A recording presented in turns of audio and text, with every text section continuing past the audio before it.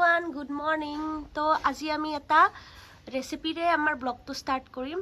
তো তাৰ কাৰণে আমাক লাগিব কলপাত আৰু আমি এতিয়া কলগছ কাটিম, মানে কলপাত কাটিম। তো গাইজ চাই থাকক কেনেকৈ কাটিম, কোনটো পাত কাটিম, কেতিয়া কাটিম। পাত কাটি হৈ গ'ল। এতিয়া পাতবিলাক ধুই পিনে ধুনীয়াকৈ ৰ'দত দিছোঁ আৰু ইমান পাত কাটিছোঁ, দেখিছে গাইজ, ইমান পাত কাটিছোঁ। ইয়াৰ পৰা এটা বিশেষ পিঠা বনাম, বিহুৰ বতৰ, আপোনালোকক চাওক, শিকিব লাগিব ন গাইজ। পিঠাটো যিহেতু আমি বনাম, পিঠাটো ক'ৰ পৰা বনাম, এই ধানৰ পৰাই বনাম। তো এই ধান আমি ৰ'দত দিছোঁ, ধানটো আমি বানিম মিলত নি কিনে, তাৰপিছত তাৰে পৰা আমি চাউল উলিয়াম, চাউলৰ পৰা আমি পিঠাগুড়ি বনাম আৰু পিঠাগুড়িৰ পৰা আমি কলপাতত দিয়া পিঠা বনাম। চাউলখিনি আগতে তিয়াই থোৱা হৈছে, এতিয়া চাউলখিনি আমি খুন্দিম। তো এয়া আমি নাৰিকলো খুন্দিলোঁ পিঠাত দিবৰ কাৰণে।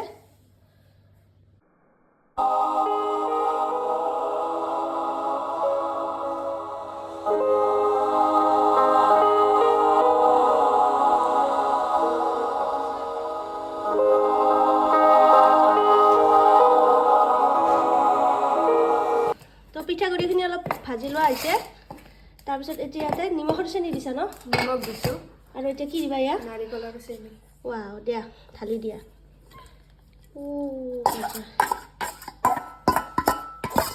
এটা নাৰিকল আছে, সেইখিনি এতিয়া মিক্স কৰিবা। মিক্স কৰি পানী দি ধুনীয়াকৈ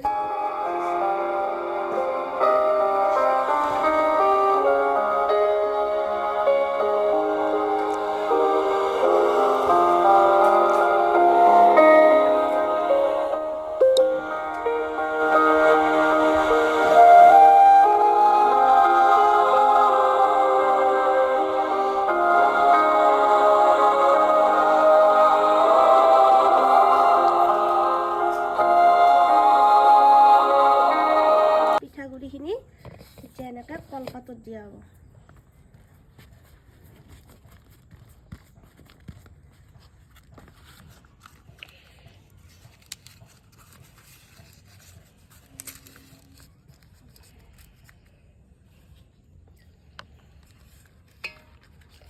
এই ৰছীডালো কলগছৰে নে?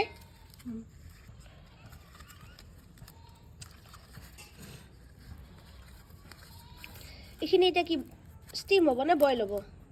বইল হ'ব।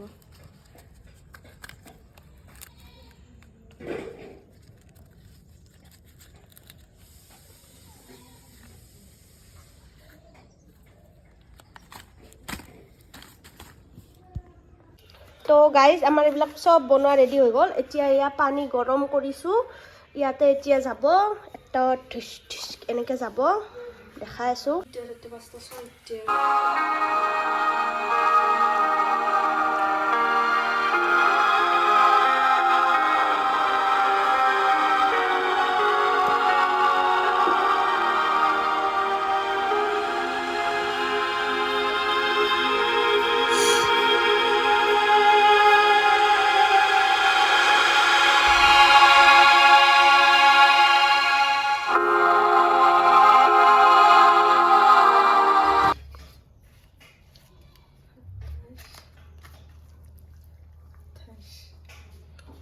ঢাকনিটো মাৰিবানে?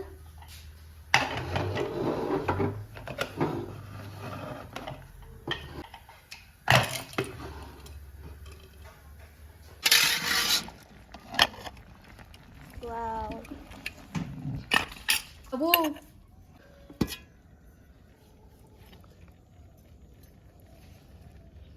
তো এইটো ৰেডি।